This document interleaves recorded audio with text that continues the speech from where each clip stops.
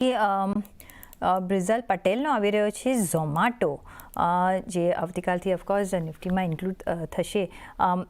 125ની પ્રાઇસના 140 counter છે. Long time માટે જો નવી ખરીદી કરવી હોય, એડ કરવા હોય તો અત્યારથી તમે અત્યારના લેવલથી એડ કરી શકો.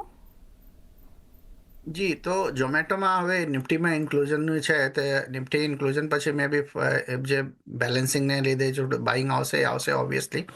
તો શોર્ટ ટર્મમાં બાઉન્સ બેક બની શકે, પણ ટેકનિકલ પોઈન્ટ ઓફ વ્યૂથી mid to long term point of view વાત કરીએ તો સ્ટ્રક્ચર તો વીક દેખાઈ રહ્યું છે. તો શોર્ટ ટર્મ પોઈન્ટ ઓફ વ્યૂથી થોડુંક બાય કરવું હોય તો બાય કરી શકાય છે. કરંટ રેટ ઉપર આ રેન્જમાં થોડું સપોર્ટ પણ છે, તો ત્યાંથી બાઉન્સ બેક બની શકે છે એટલીસ્ટ 230, એટલે 10-12% લેવલ્સ પોઈન્ટ ઓફ વ્યૂથી. બાકી લોંગ ટર્મમાં તો થોડુંક એવું ડિફિકલ્ટ છે. એક વખત 230ના લેવલ ક્રોસ કરશે તો લોંગ ટર્મ પોઈન્ટ ઓફ વ્યૂથી બાય કરવું જોઈએ. So short term point of વ્યૂથી ઓબ્વિયસલી 225-230ના લેવલ્સ માટે કરંટ રેટ ઉપર બાય કરી શકાય. સ્ટોપ લોસ વાત કરીએ તો 194 રૂપીઝના રેન્જમાં સ્ટોપ લોસ રાખવું જોઈએ.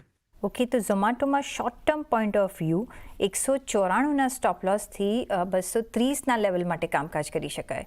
પણ સૂર્યાજી, તમને તો આઈ થિંક લોંગ ટર્મ માટે કરવું છે, તો તમે મે બી 230ના લેવલ ક્રોસ કરે છે પછી તમે એન્ટ્રી કરી શકો છો, જો લોંગર ઝોન માટે તમારે કરવું હોય તો. તો અહીંયા તમને બે ઓપ્શન્સ મળતા દેખાઈ રહ્યા છે.